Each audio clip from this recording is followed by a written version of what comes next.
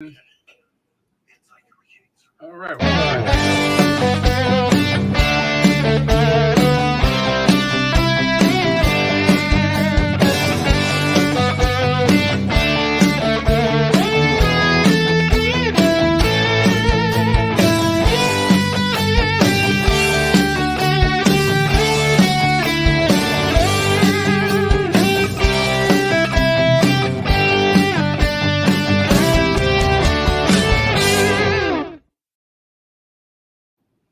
What's up, everybody? We have today Ralph Sarchie. And for those of you that don't know him, he's retired New York City police sergeant turned demonologist. So, Ralph, how are you today? Good. How are you, Dan? That was a pretty good opening intro there with the music. Yeah, I saw that. I was looking for something catchy, but something that nobody else was doing. Yeah, I figured, why not go patriotic? You know, sure, I mean, I don't know if you can see. I don't know if you can see what's behind me and all that. I mean, I have my robe covering it, but you know, I can see all my pupils. Yeah, I see what you got in the case there. You know, but so yeah. So tonight we're gonna talk. Well, we'll talk about how you got into the paranormal. I mean, I've seen the movie. Why can't I think of it right now? I have it written down. Deliver Us from Evil, which was a great movie. I got to ask you though, sure. Is that Eric Bana's real voice or is that your voice? Oh, that's his voice. Really? Yeah, yeah. Wow, he sounds so much like you. Yeah, it was pretty. It was amazing watching that process. You know, very very funny being on the set with him. You know, because they would call Ralph and I would answer and he would answer at the same time, you know. So they had to say, okay, we got to separate it. And when we call for Ralph, the character will say Ralph, but when we want the real Ralph, we'll call actual. So I responded to is actual on the set, you know. So it was, yeah, that's the way they distinguished it. But yeah, he did very well. Yeah. I still watch it to this day, you know, because I drive a truck and I get to my stops usually an hour, 2 hours early. So I got nothing to do except sleep. So every once in a while, I'll just put a movie on, and that one I watch a lot. Yeah. You know, but is that based on any of your cases, or is that? Well, what Scott Derrickson and Paul Boardman had done is they had taken elements from different aspects of the book and put them into the narrative. Okay. You know, little instances that might not have even really been in the book from Scott and Paul spending some time with me. I actually brought them to the 4-6. We drove around, so they got a flavor of what was going on. So there was a lot of elements. In the Bronx, right? Yeah, that's in the Bronx, and so they put a lot of real elements into the script. Nice. Yeah, that's all. That always makes the movie better when you put real elements into it. Well, with the book, it's a compilation of a whole bunch of different cases. You can't build a narrative around something like that. The audience would be like, "What the hell? What's going on? Where are we now?" But he had to put pieces together and create that, which is ultimately fiction. I didn't murder anybody. That's I didn't think I didn't think you did, but I've been in New York City at night, and I come from emergency services background as well. I was a firefighter and EMT for almost 20 years, so I get the wanting to beat the crap out of a person, a perp or something like that. I've had my fair share of perps myself. I don't recall any of that stuff. Even though the statute of limitations has been, it's been expired a long, long time. Yeah. So we just put a lot of elements in the movie, and I wanted to make sure that everything was 100% authentic. Nice. I would have to say yes, it was. I mean, like I said, I've been on raids with cops and well, not with them in there, but I've been on the scene and all that, and I've seen a lot of what they do. And I have friends who are cops too.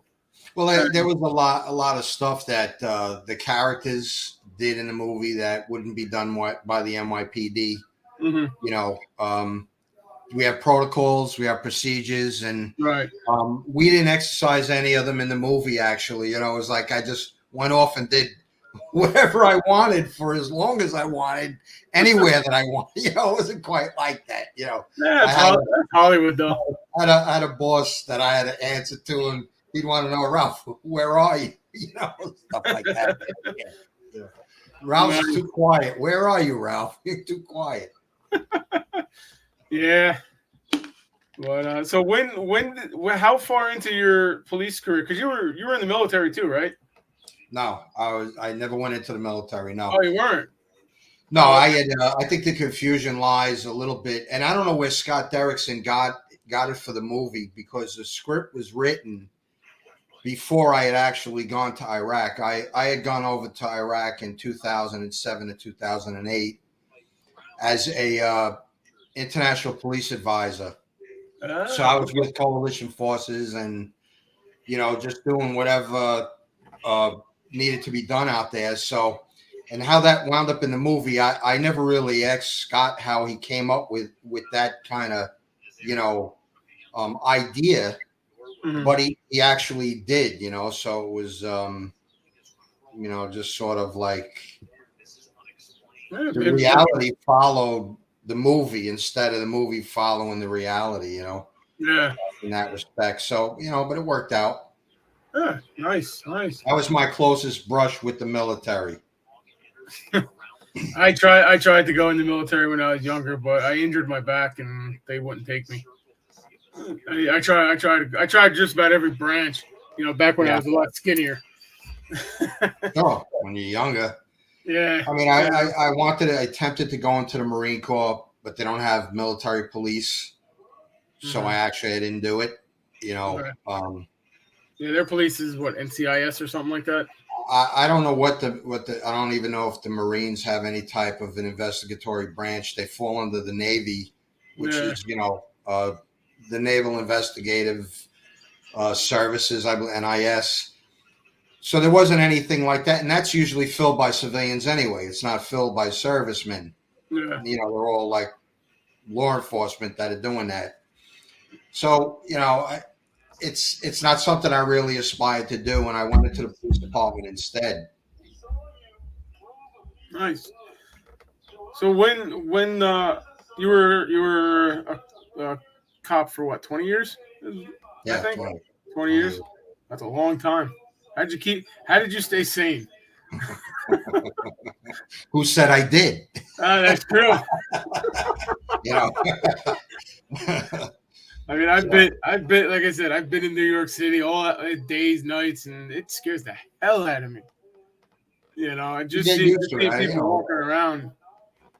You know, I mean, once I got used to it, and you know, I always carried a tire bat with me, so that was always at my door, just in case I had to grab it. But yeah, you know, luckily I've only had one incident where a guy tried to beat me over the head with his load bar after he tried to run me off the Alexander Hamilton Bridge.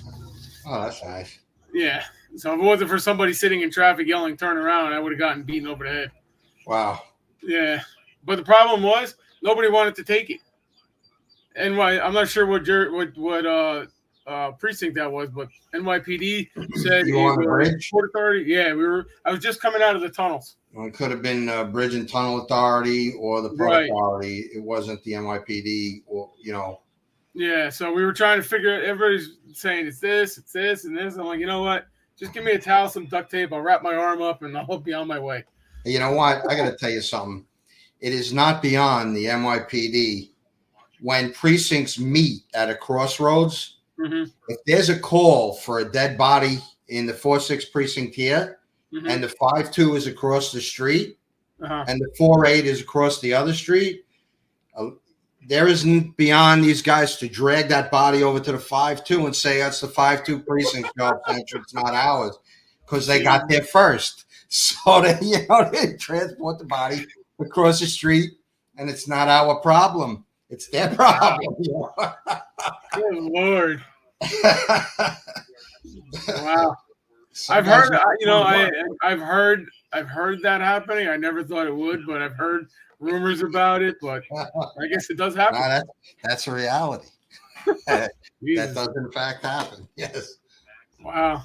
So how far into your career did you start hearing the call for paranormal? I mean, in the movie, you start your character starts hearing like different noises and stuff in his head. Did that actually happen for you? No, that doesn't have anything to do with reality. Scott put that in there for entertainment value only. The only time I have any kind of discernment abilities is when I am actively involved in a case. Other than that, I don't even I don't even have a mindset that puts me in that kind of mindset, I should say. I just don't. I don't want to deal with that kind of stuff. I'm very closed down. Right. It's a protective thing. That's how I protect myself. I don't allow anything in. I'm dealing with the stuff that's already there. You know what I mean? So I don't want to allow any more interference and negativity coming in that's going to, knock me off my spiritual path, which happens very, very easy and very often. Mm-hmm. Yeah, so, I know that. That was all Hollywood hype. It really didn't go the way the movie was. I entered the work, but I was a cop. That was my career. Right. They sort of, they were separate, but, sort of my career in the NYPD and being a demonologist, a religious demonologist, would cross paths every now and then, and I would deal with something. And I wrote about most of those things, the interesting things. Yeah, unfortunately, I haven't had a chance to read your book yet. Well, the book goes on the list. More in depth into the cases I dealt with. A lot of the aspects that you've seen in the movie, now you'll actually understand where those came from. If you can multitask like that. Mm-hmm. But I just want to say that Beware the Night and Deliver Us from Evil are the same book. Don't Oh, okay. Just a movie tie-in. I know a lot of people have gone out and bought both books, and I'm like, damn, they're the same book. So I don't want people to make that mistake. It's just buy one or the other. All right, I'm definitely gonna get it. Find that is. So now you've worked with some of the bigger names in the paranormal field, like Ed and Lorraine Warren and Malaki Martin and all that. And Malaki Martin, did he approach you about the work, or how'd you guys get in? No, actually, it was while I was working with the Warrens. One of their Connecticut investigators, who is he's actually is a priest now. He's with the Fraternity of St. Peter. Mm-hmm. He'd call me up and said, "Ralph, we want you to pick up Father Malaki Martin and bring him up to Connecticut." And I'm like, "Hell yeah! If I have to carry him on my back, he'll be, I'll pick him up and I'm bringing him there." So I got his phone number. I called him, and I had offered to meet with him beforehand so he would feel comfortable. He already was okay with it, but I figured it would be, and I wanted to meet him anyway. So I met him. It wasn't at Spark Steakhouse like I wrote about. Mm-hmm. It was his own personal place that he liked to go to. So I didn't identify the location. And I went with two friends of mine, my partner Joe and a state parole officer, a friend of mine, Steve. We met him. It was an unbelievable meeting, and then I did pick him up eventually and brought him up to Connecticut. So I had Father Martin in my car for a total of 3 hours, all to myself, with absolutely no interruptions, and it was nice. What was that like? Sort of the introduction between him and I, and we built a friendship from there. Awesome. What was it like working with him from that point on? Well, I was learning more from Father Martin than anything else. If I had a case that I needed help on, I called him. I also called Bishop McKenna, who I worked with and assisted in exorcisms quite often. So, I had these two great holy men to draw, not only spiritual information from, but, information that I would need in the field and the ministry of demonology. So, they pointed me in the right direction because, you're only limited as to how much information you could impart to others. They have to take it upon themselves to go out and learn more on their own. So, as mentors, they were excellent springboards for me to learn because I was learning in the right area. I wasn't wasting my time with something that wasn't going to help me either spiritually or in the work, so, that was a great thing to have those two men to guide me in that direction. Awesome. Yeah, I wish I would have gotten into it a little sooner, where I would have had the opportunity to actually maybe meet Ed and Lorraine Warren or even Father Martin, and learn a few things. I mean, Tony Sparrow does a good job of putting on their videos on YouTube and stuff, and I picked up a few things from them, through their videos, but nothing beats the personal, the personal touch. No, it doesn't, and once again, there was a lot of personal alone time between Ed and I, that I would cherish because, everybody, when we were in a group, everybody was vying for attention, and trying to get their questions and answers in, and,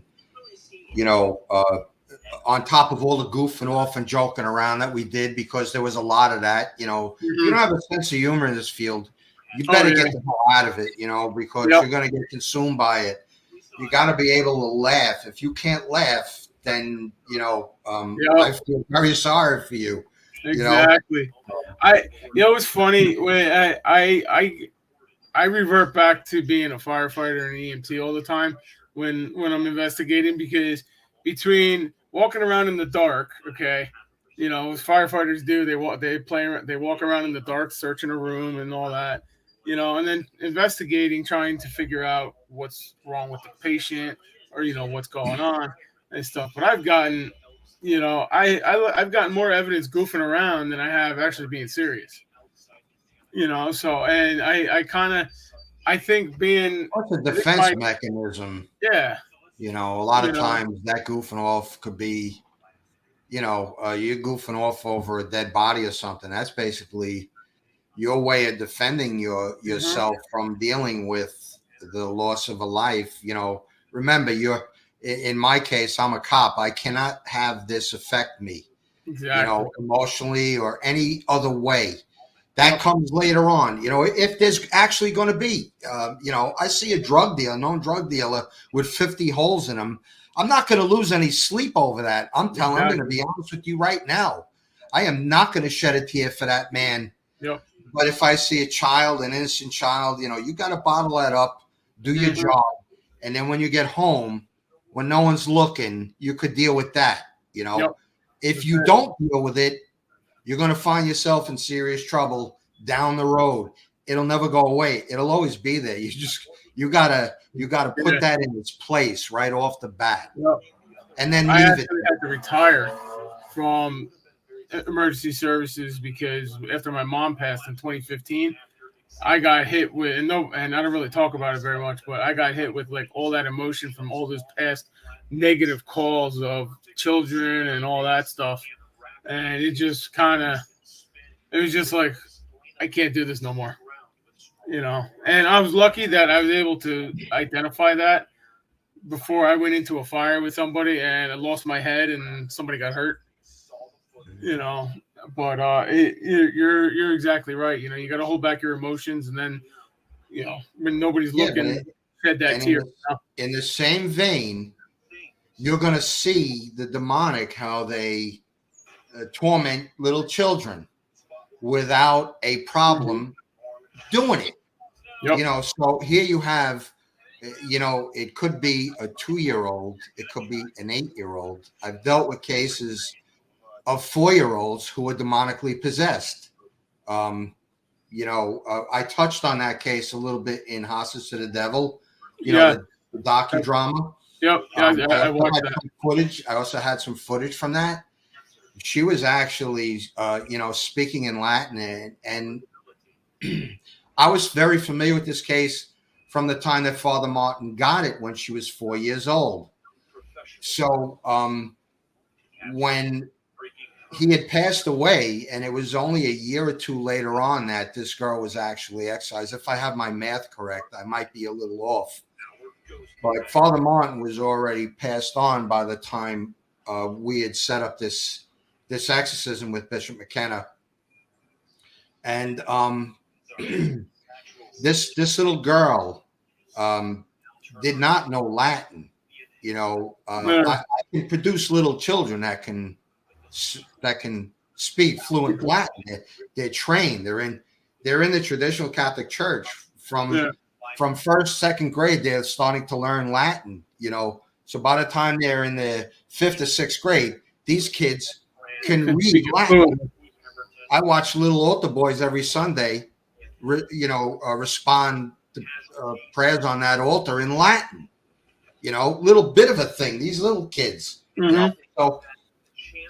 It wasn't really that much of a surprise to me, but knowing that this particular child didn't have that training or that background, and then to hear the other things that didn't really make the docudrama, and I didn't write about this because, I didn't go into great detail. It wasn't my case, so I didn't go into great detail, but the documented, journal that the mother was advised to keep on the things that were coming out of her 4-year-old's mouth. When I read the things that this kid was saying, I was like, this is incredible. It's just, it boggled my mind. These are like once in a lifetime cases. They don't come about all the time, these particular cases, Right. Like Annalise Rochelle cases, this little girl. These cases don't come along that often. Thank God. That case always sticks in my mind every time I go onto a case. Knowing that yes, this can happen, but nobody is untouchable. You look at the original Exorcist case, the little boy. He was only 13 years old. So I mean that's a youngster. All right, granted, he was involved in things that he shouldn't have been involved in, due to his aunt, his stupid occult practicing aunt. So you can understand how that came about, but no one can explain how Annalise Rochelle ever got possessed. She was a very, very religious a person. She prayed the rosary every day. She went to daily mass. According to what we know and we're told, that should have never been able to happen, but it did. Yeah. So it just gives us pause, that we're all touchable to some degree, And it just shows how much power that the demonic has too. I mean, if it can resist following her into a church. If God allows it, though, and that's the thing, God allowed it, and Ed referred to her as a soul victim. She was chosen for this. She was chosen to suffer. She was given the ability to end that suffering, and she refused to do it. So she pretty much set herself up as a martyr, as far as I'm concerned. She died for her faith. Yeah, that's the definition of a martyr. Yep. It's sad, but what are you gonna do? Well, it exposed, along with that little boy getting possessed, the movie The Exorcist came out. It exposed the reality of the devil. How many people ran back to church after seeing the movie. You know what I mean? Yep. So it has its effect. Yeah, I mean, I do. I go to church not every week, just because of my schedule and stuff. But I try to get there before cases.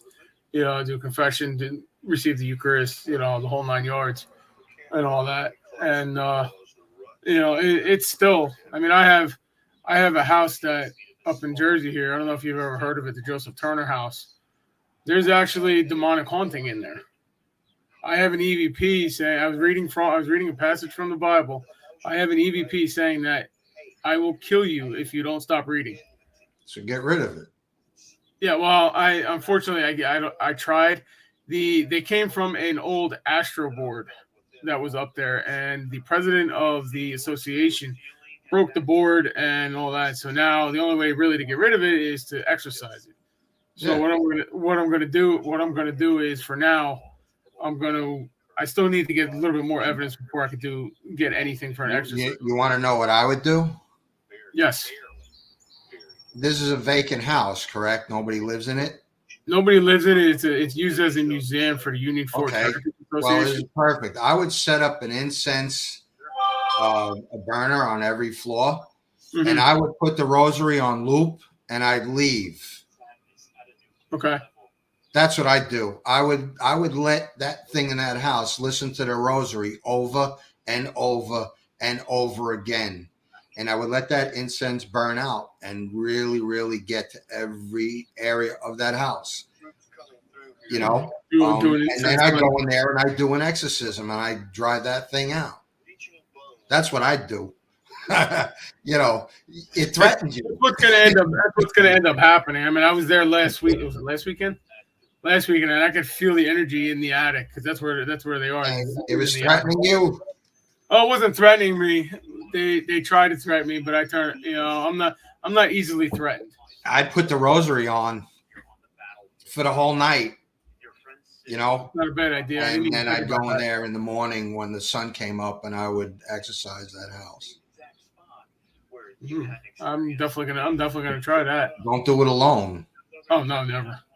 I don't investigate alone. I always have somebody with me.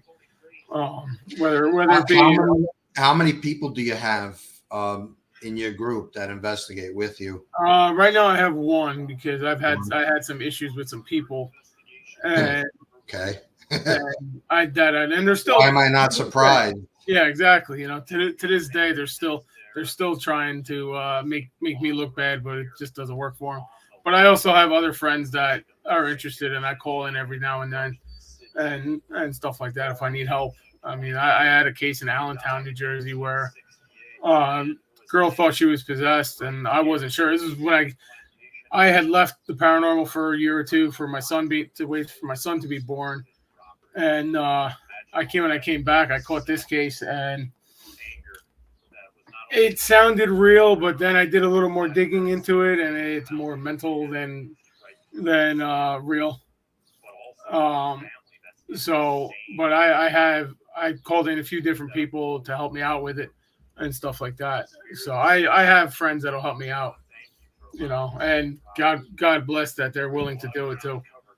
I mean, my team is an Order of Exorcist team, investigation team. So we do that too with Bishop Enright. So, but I mean, let me ask you a question. Do you have cameras in this location? No, there's no internet, unfortunately. The hardwire. I was going to say that you got to be real careful with the incense if you're going to leave it unattended. Yeah. There's a possibility that it could be knocked over and a fire could be started with that. So you would need to at least be around that property while this is taking place until that incense is no longer hot enough to cause a fire, and then lock it up, leave the rosary playing, and go out and come back the next morning. Just loop it and let it keep playing.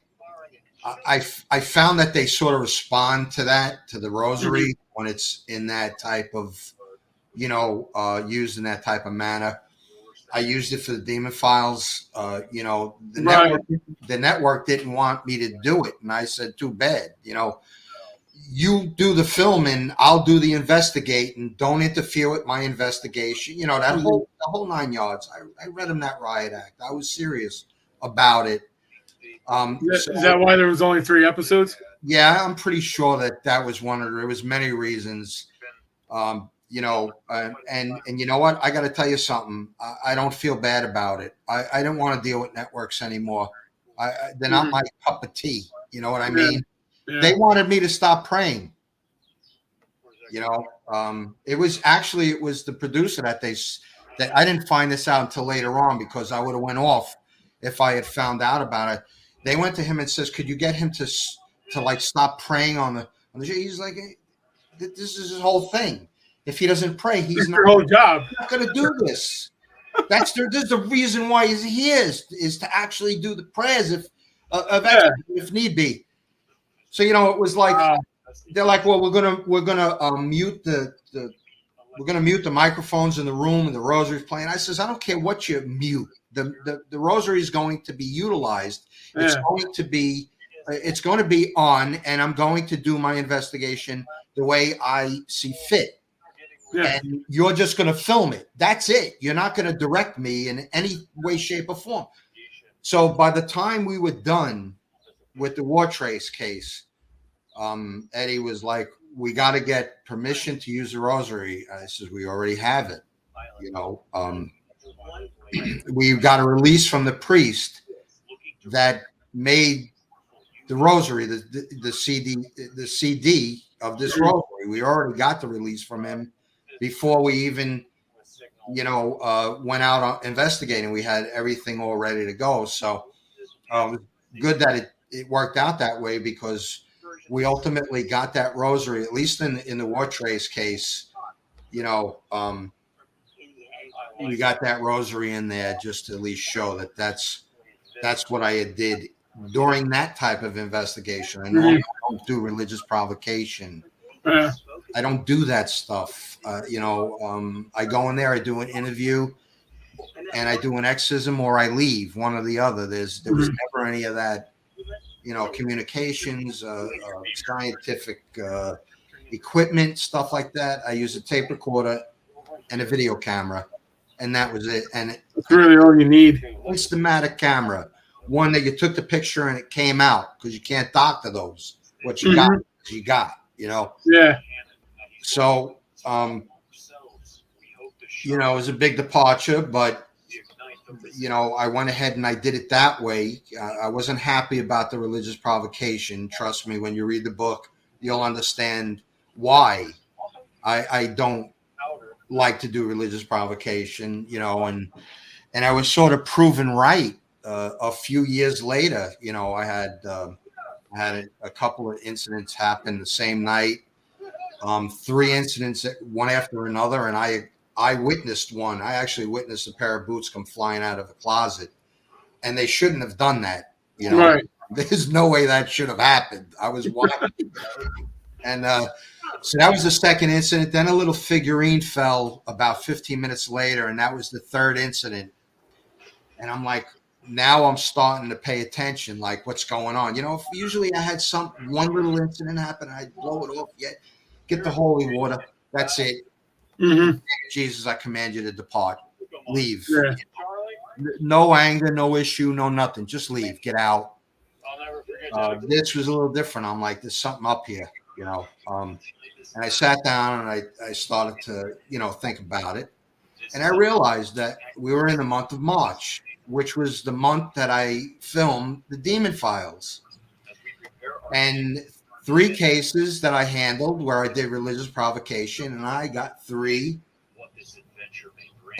responses years later. Now, I wrote about this back in 1998 when I wrote Deliver Us from Evil. I wrote specifically why I do not like to do religious provocation, simply because there is no time frame in the spirit world. Right. So what is to stop them from revealing their identity 5 years, 10 years down the road when I least expect it? And I the way I wrote it was that when I'm laying in my bed, nice and warm, dreaming about winning the lottery, and then all of a sudden, phenomenon starts to happen, and I don't know why. Do I have a case coming up? Is it a case I'm dealing with? Is it something I dealt with? What's going on? Is somebody directing this towards me? Yeah.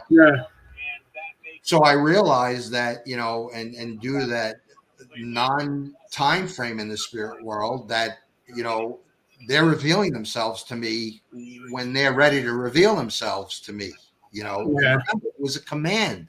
In the name of Jesus Christ, I command you to reveal yourself, or you reveal your identity. Yep. Now, that's a command of Jesus Christ. It doesn't have to happen right then and there, like I said. So, that's one of the reasons why I didn't like doing that. Yeah.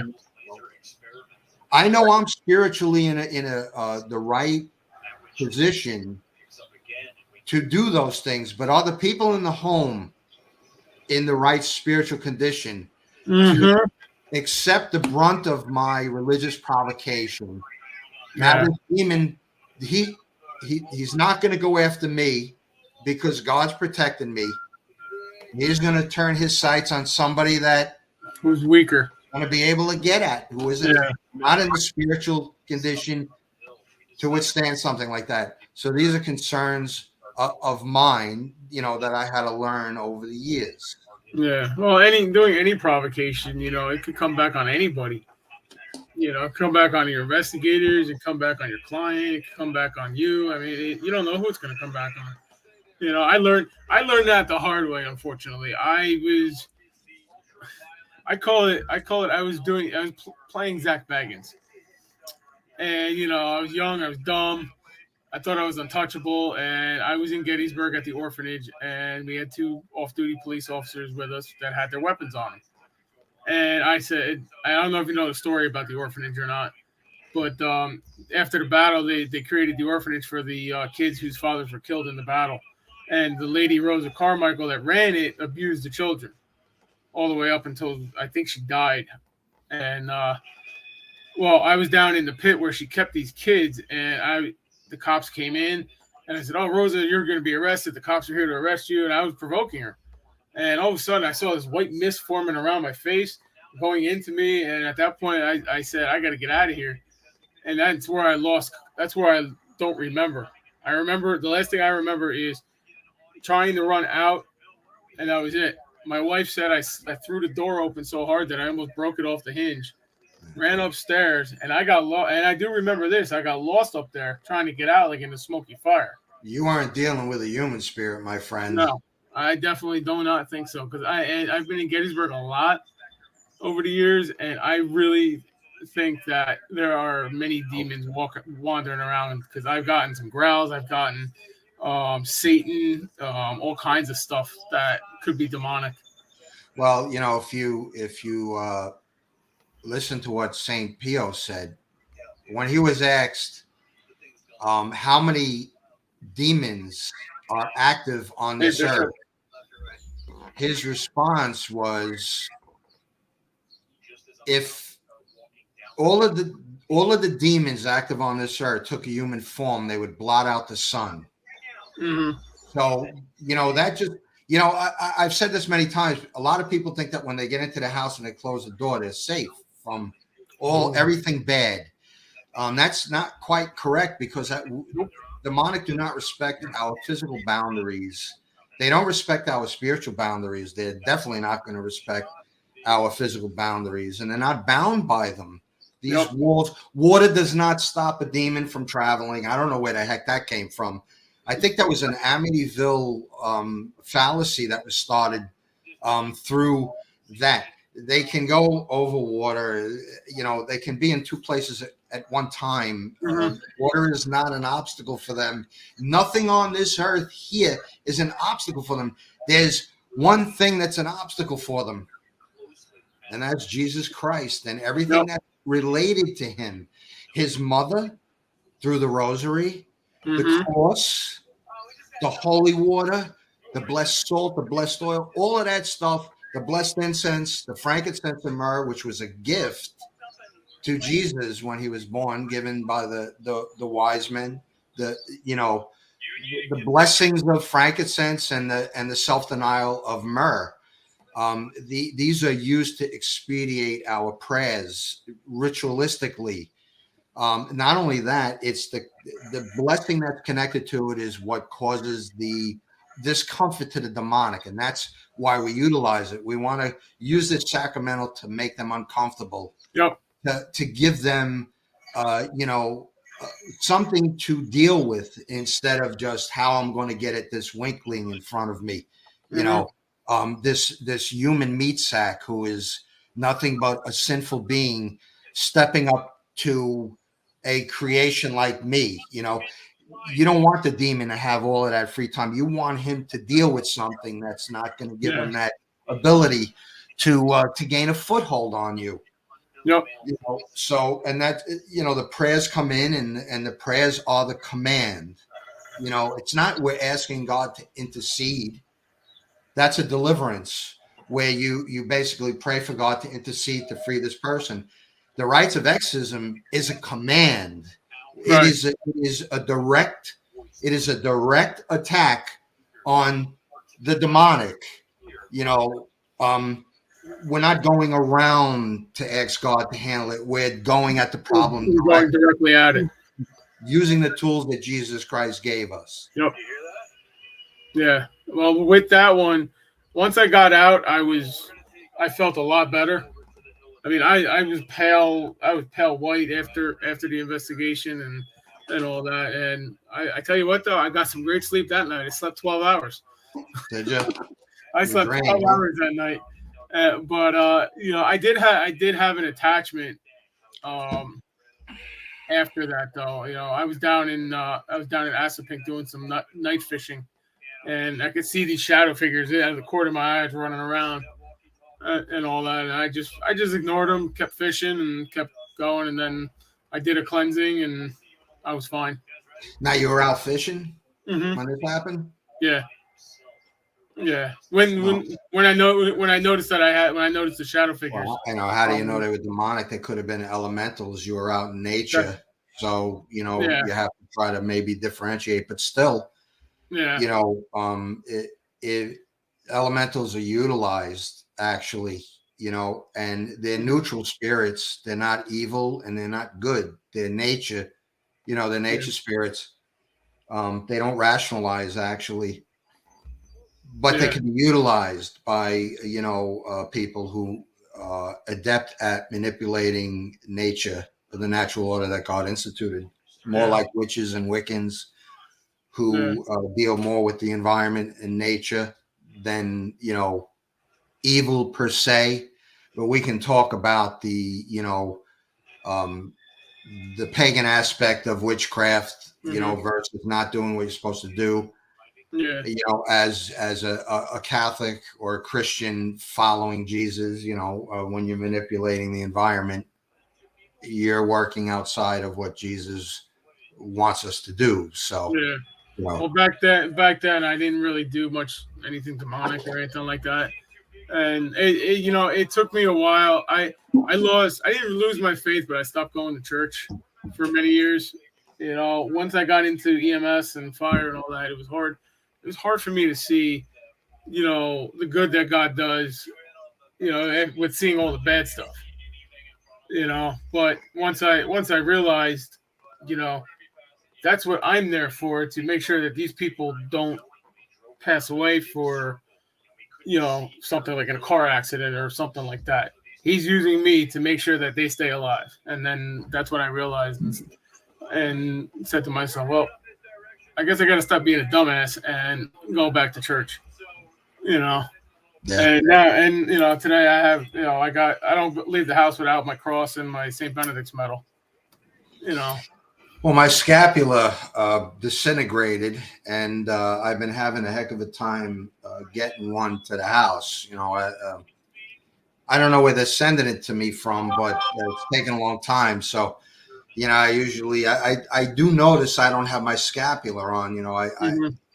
It's something I notice, but it's not for lack of wanting to. My intent, if I had it, I'd have it on my neck.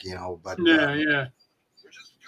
But I don't use these as talismans or good luck charms. You actually have to have a belief in.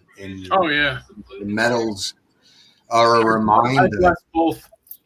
The medals are a reminder of who we should be striving to be. Yep. And of course, intercessory prayers of the great saints. We have access to all of these great graces in the Catholic Church. Yep. Which is pretty much designed to fight evil. All the tools are within it. Yeah. Yep. And it took me a while to see it, but I saw it, and that's the beautiful thing about God and Jesus. They forgive you. They forgive you your sin. If you ask for it, yeah. Oh yeah, like I said, I was a dumbass. I was young. I was dumb. Now that I have a kid and a family, I have to make sure they're protected. So everybody is young and dumb at some time. I heard a rabbi once say, we spend our elder years trying to undo the follies of our youth. And of course, being retired and having a lot of free time, I get a chance to think a lot about the past. In order to survive in this world and do what God wants us to do, we should be constantly taking inventory of ourselves and identify the weak spots. I mean, God, I know what they are, but I'm powerless to do anything about them. On my own. I have to wait until God is ready to give me that grace to answer that prayer. It's actually what he wants. He wants the perseverance. That's what he wants. He wants that continual striving. And even if you die before you've even reached that, that area where you were able to change a sinful behavior, even if you die while you're striving, he's not going to hold it against you. He knows you tried. That's what he wants. He wants the trying. He knows how weak we are. And if he doesn't give us that extra help, we're not going to succeed. Yep. And a lot of times he doesn't give us that extra help. He wants us where we are. I know. I have an issue with that. Yeah. I have an issue with my family, my dad's side, and I'm basically estranged from them because of what they did. My brother put my father in a nursing home without asking me, and I'm the second in power of attorney and all that, so he should have asked me about it. And then my aunts and all that got involved, and it just became a huge cluster. And then later on down the road, we found out that either my brother or my aunts tried to take my son away from us. Oh, wow. I didn't put two and two together the first time CPS showed up, but the second time, it was the same claim except for the dogs, because we didn't have the dogs the second time. So the person we thought it was couldn't have known that we got rid of the one dog, and the other dog we had to put down. So stay away from people like that, man. Yeah. So I went to a confession on it, and and I did what I had to do, and I just stay away from it, as much as I can. Unfortunately, well, God tells us we have to forgive, but he doesn't tell us that we have to be dumbasses and keep these bad people in our lives. Forgive them for what they did. Yep. Then move on, and stay away from them. It's just the way it is. You stay away from people that are gonna, create situations in your life that are not spiritually or physically or emotionally healthy for you. So you get rid of them. Yep. And that's why a lot of people make a mistake. There's no divorce in the Catholic Church. Baloney. There's no remarrying after the divorce. But there's no divorcing is not the sin. It's when you remarry or have a romantic relation with somebody after your wife in that divorce. So that's a fallacy. A lot of people think that once I get divorced, that's it. Well, growing up, I was always taught. My parents fought. My father worked nights all the time, and my mother worked days, and stuff like that. So when they were home, they fought, but there were times where they were split up for a few times, but they never divorced. But I specifically remember hearing my mother tell me, always try to fight for your relationship for anything. I Don't agree. don't just give up. And I've lived by that. I've had some fights with my wife. We all do. We're human. And I've had some fights with her, and an hour later we're sitting here talking. We're sitting there talking about it, and we're fine again. You know, Well, I it, mean that's great. You you got know. to try. You're absolutely right. Your Oh mother's yeah, absolutely right. you have to. You have to. Otherwise, why? What's the point?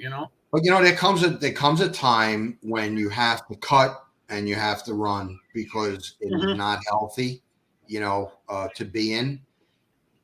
And there was a situation that Father Martin had told me about. I'm not going to go into it in great detail, but it was an unhealthy relationship, and that's what he recommended.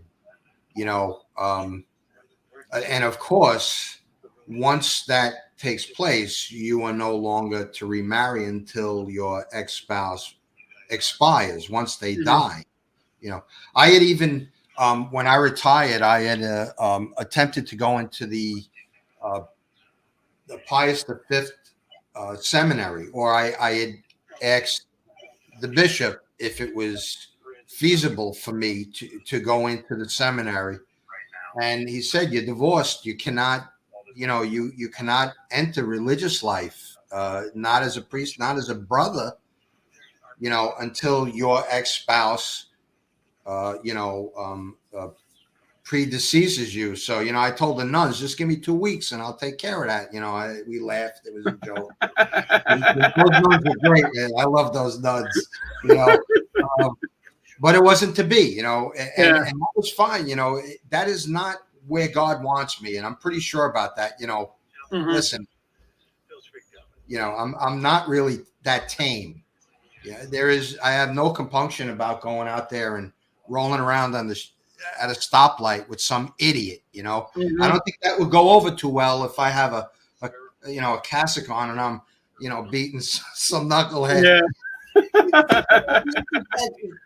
Yeah. You go to trumpet mass Sunday? Well, I Throw belong him in in the the pew. church. I belong in the pew. That's where I belong. Yeah. I don't. Yeah. I don't belong on any altars or anything like that. So, Yeah, and I um, tell everybody that too. That I think this is where God wants me, helping people. I was an EMT. I was a firefighter. That was the job, to help those who needed the help, and I think this is where I'm supposed to be. You know. well, we have statuses in life, and God puts us in them, and we are supposed to govern our lives according to the rules that He has set up to govern that status. Hmm. And believe me, I'll refer back to Saint Pio. Saint Pio was a soldier during World War II, World War I. I'm sorry, excuse me, and he was going home after the war with a friend of his, and the friend had said to him, "Well, what are you going to do when we get back?" And he says, "Well, I'm going to go into the seminary." And the friend says, "Okay, I'll go with you." And Saint Pio says, "No, no, no. God wants you in married life." St. Yeah. Pio had the ability, he had this gift of discernment, Hmm. incredibly. He Right. suffered from stigmata for 50 years. That Yeah. was not a gift that was given free, and any gift given from the Holy Ghost is not for the receiver of the gift. It's for somebody else. Yeah. I see a lot of these phony people out there speaking in tongues and they don't even know what they're talking about. They don't even know what they're doing. Yeah. It's not for you, this gift. It's a grace for somebody else. And that's the way the Holy Ghost really works. Unfortunately, they don't understand that. And I don't Hmm. know how you can claim to follow Jesus if you don't understand how, the triune God of the Holy Ghost actually works in our lives. Yep. So St. Pio had this ability, because he had this gift from the Holy Ghost to discern what God wanted, not only, for the people around him, but where he wanted him to go as far as his vocation was concerned. So it was clear to him. So, God does actually have us in, certain areas Yeah. in life, specifically for a reason. I'm hearing talking. Do you have any talking going Yeah, on? I got the TV on behind me. I guess it's a little Okay. loud.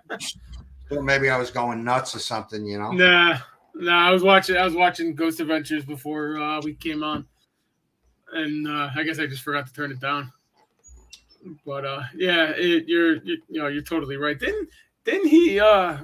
Wasn't there a rumor that he died because of a demonic entity?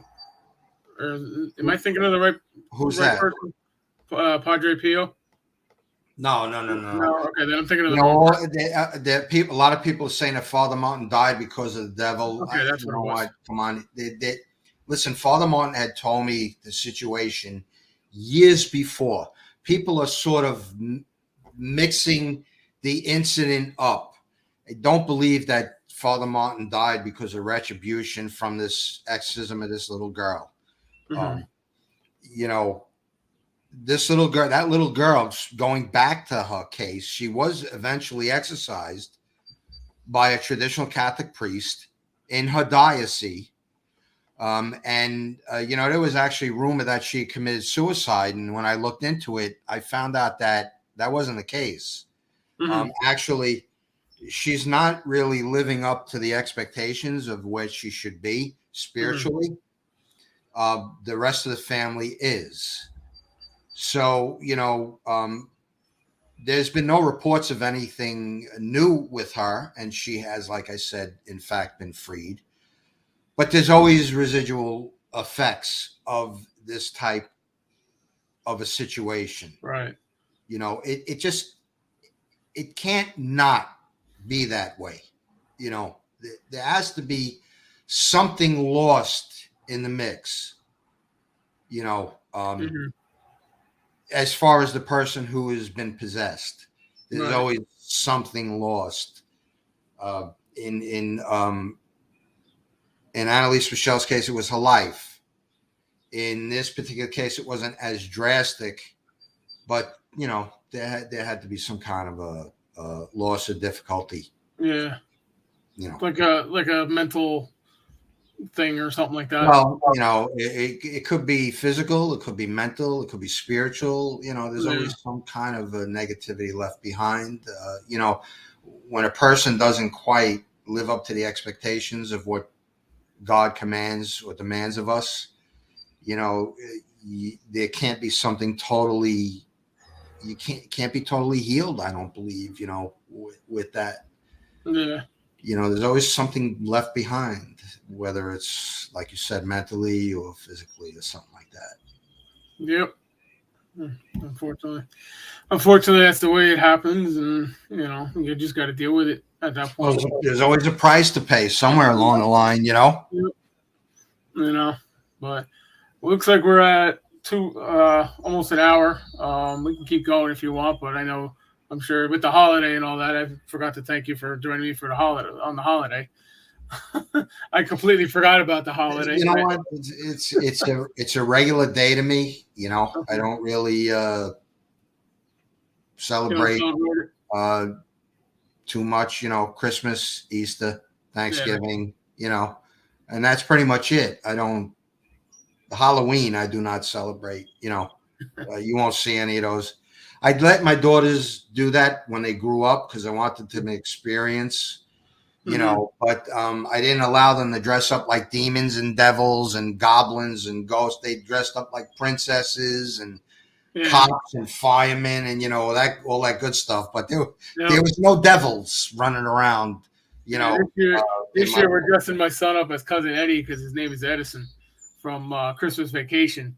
So I said to my wife, we'll dress him up as Cousin Eddie. Me and her will be Chevy Chase and I forget her name, his wife's name in the movie. And then we'll take the dog. We'll take my in-law's dog as the dog that was in the movie as Snots. Man! For Halloween. We can't celebrate Christmas without watching that movie. That's always been a tradition in my family. Christmas Vacation. Yeah. Christmas Vacation. Yep. Christmas My Vacation.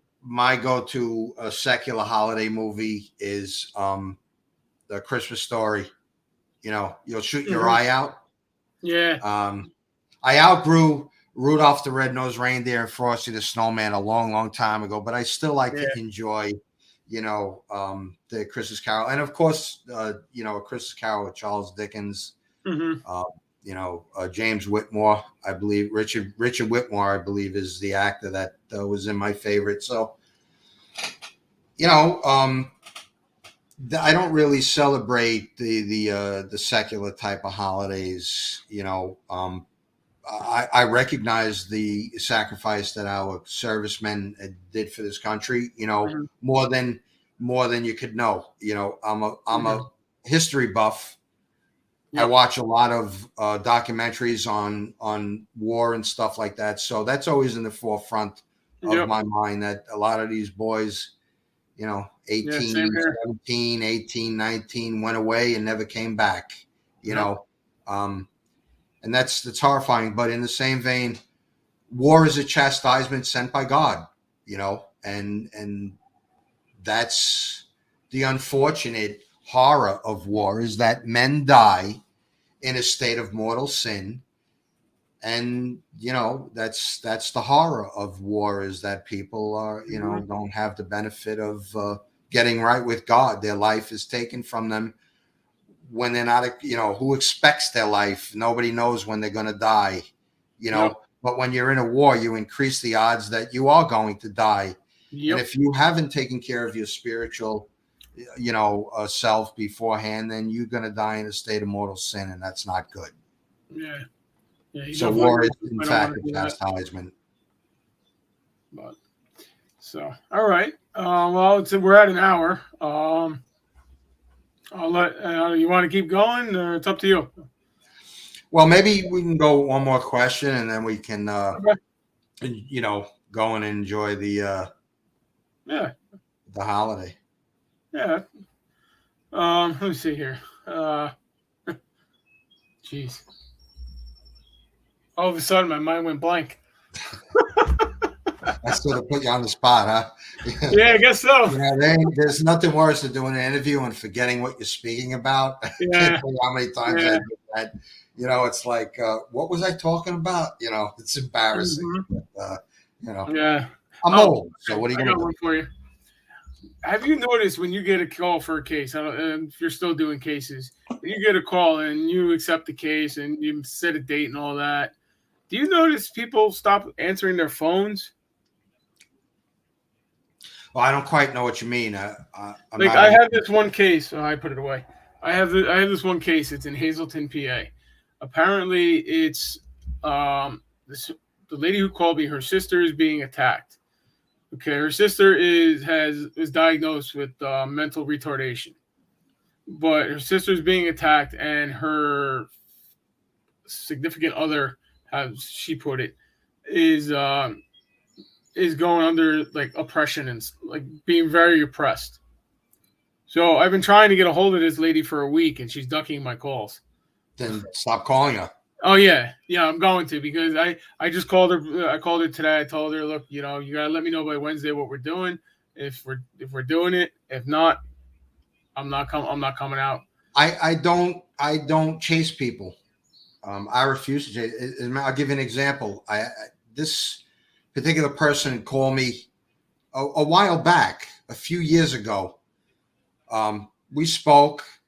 Everything was good. I got a message from this person a couple of weeks ago, and I put people on a list, and when I get to that name, that's when I get to that name. Sometimes it could take me a while. I handle a certain amount of cases a day if I have any to handle, and I don't go beyond that. And at a certain time of the day, I stop.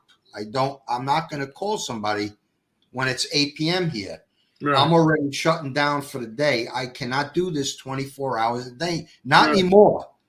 I'll burn out, and I can't. And I'm 60 years old. I can't I can't leap tall buildings anymore in a single bound. I have to, Yeah. somebody has to pull me up by a rope, so I call the guy and, I'm sleeping. I'm on vacation and I'm sleeping. I says, okay, I'll call you back. Click. Well, I hope you get a good rest because I'm not going to call you back. Yeah. I would have accepted, hey, Ralph, could you give me 10, 15, maybe half an hour and call me back? Yeah, sure. Get up, have some coffee, do whatever you got to do, and then we'll talk. But I'm not going to, that's just the way I am. If you're not as worried about your situation, then why the heck am I going to be? Yeah. You know what I'm saying? Normally, I don't. Some people, but you got to understand how things work. Some people will want you to wave a magic wand and solve their problem for them without lifting a finger to do anything to help themselves. And it doesn't quite work like that.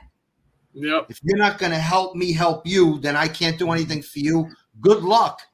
Because I have enough crap with my own demons to go around picking a fight with yours.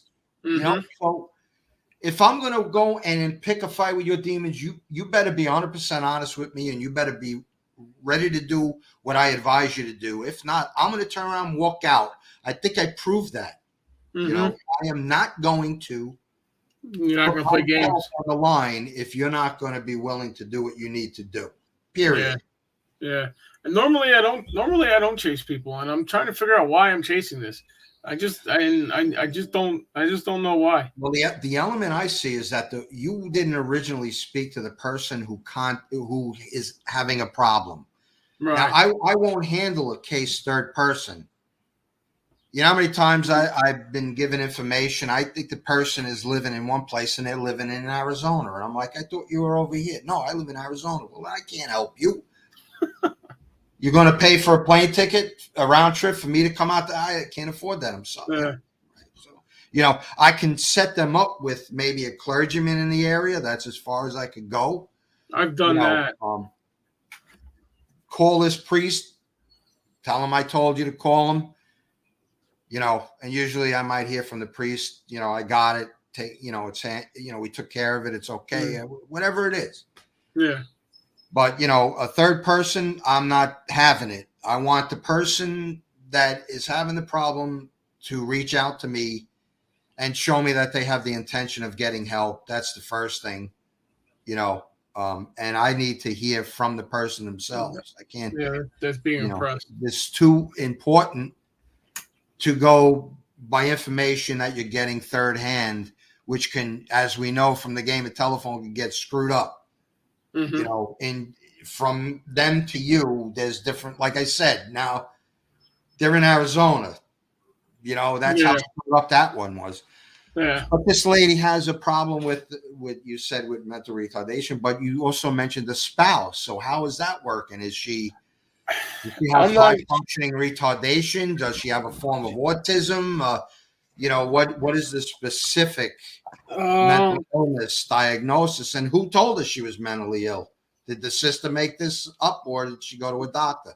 No, she went to a doctor. She's actually has cerebral palsy with mild retardation. Mild. So she's not retarded. Yeah. She can reach out to you herself and tell you what the situation is. And that's what I would recommend, is to speak directly to her and cut out the sister. She could be a complete lunatic. You don't know. Yeah, I'm thinking that's what this is. So I at this point, I think I'm just going to let it go. If it happens, it happens. If it doesn't, it doesn't. I mean, that woman might not even know she reached out to you. She could have done it behind her back. She doesn't even know. That's true. I had people say, Rob, I want you to talk to my kid. Why? Because they want Ouija boards and all this stuff. So, I'm like, okay. So I get on the phone and they don't even know who I am and what the conversation's about. Yeah. I'm like, put your mother on or put your father on. You didn't even tell the kid why I'm talking to them. I says, how do you do that? You're the parent. Tell him no Ouija board. That's it. You catch him with one, he gets grounded for life. Yep. That's it. But that's what I told my wife when my son gets older, he does anything with a Ouija board. It's not going to be pretty. He's going to be grounded for life, and he's going to have Well, I'm gonna say it, but he's gonna have my hand across his butt. Yeah, my daughters received the Harry Potter series for Christmas one year, and they immediately went in the garbage. Mm-hmm. And my oldest daughter is still mad at me for that, but I told her, okay, be mad at me. I don't care, but you should know better. Knowing who your father is, you should know better than that. And that's just the way it is. She probably figures that, the books and all that stuff. Yeah, but I don't want that in my house. Yeah. You don't understand. This is a Catholic house. I don't tolerate that kind of stuff in my house. I actually took all my occult books that I had and I threw most of them away. Mm-hmm. In this day and age of the internet, I don't need books. I could go right online and get the information if I need a research project. There's just a handful of books that I kept. Yeah. So, but I don't even want those things in my house. And they're on the bottom of the bookcase. I won't even put them up top. That's where the occult crap goes on the bottom. Yeah. Where it belongs. Yeah. So, people playing around with these occult objects isn't going to do nothing but bring you vexation. Yeah. I had a friend who had a friend that was living with an occultist, and I told her, I said, get the hell out. Just get out. Yeah. And oddly enough, the house ended up burning down after they moved out. Yeah, but you move out, you don't know what this person is gonna, try to mess around with, Yeah, well, that's what I told her. I said, keep an eye out. Worst case, we got to come out, bring you to a church, do a cleansing, and we'll take it from there. But.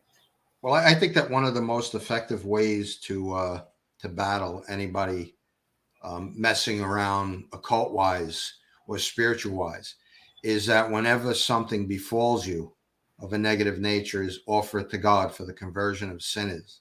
Mm-hmm. And in that way,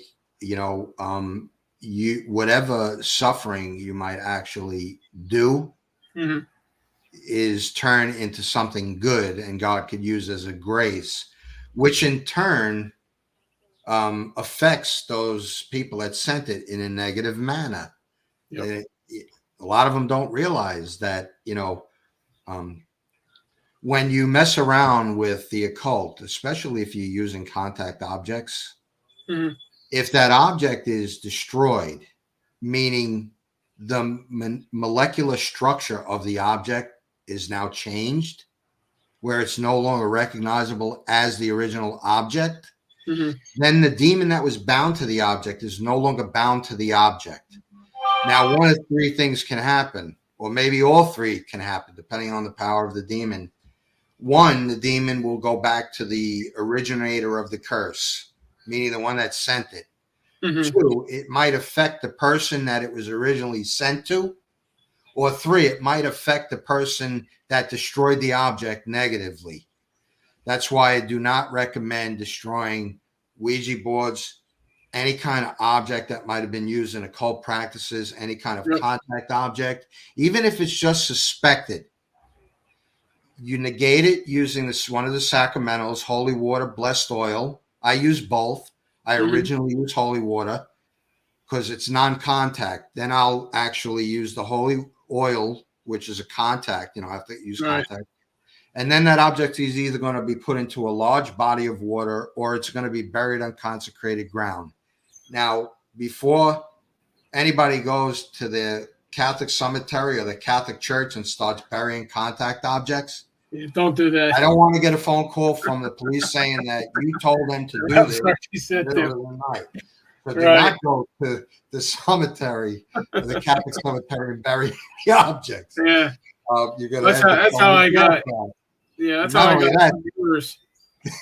They're going to think you're crazy and put you in a mental institution. Yep. Throw them in a large lake or an ocean or something. That's how you get rid of these objects. Yeah.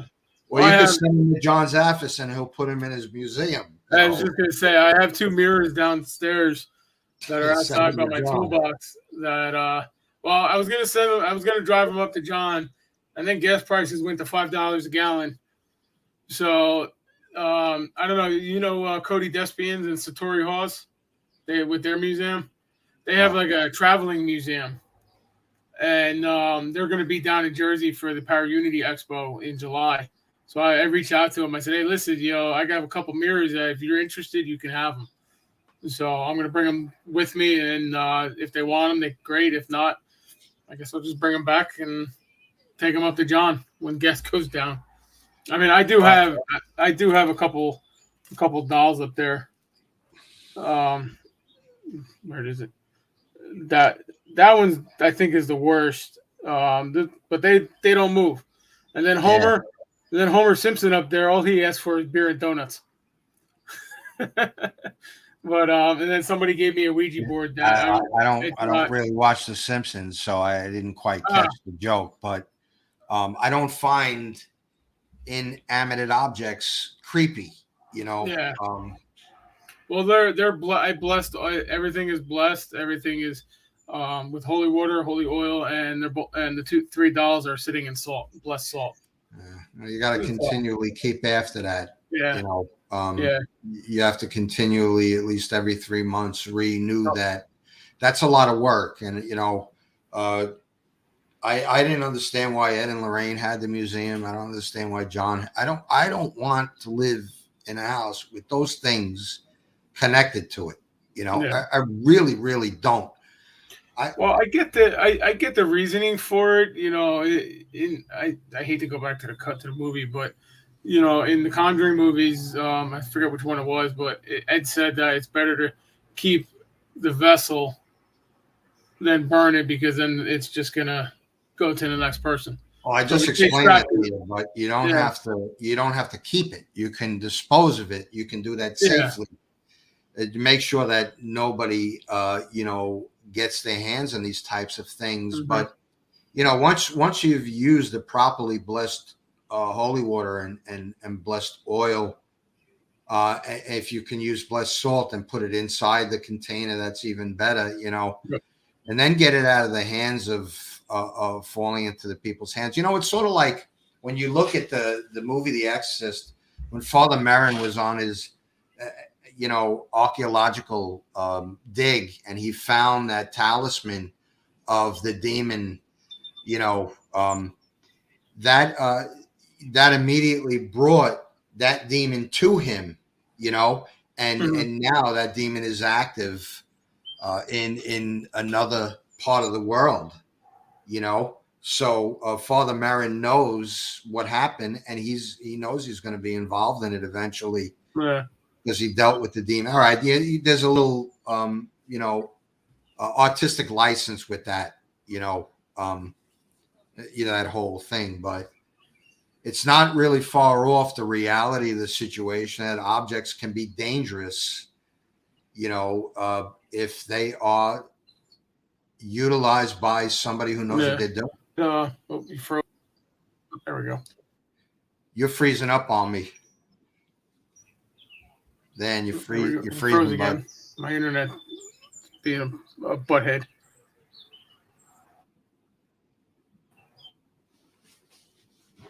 Maybe those dolls don't like you talking about them, Dan. I think we lost Dan.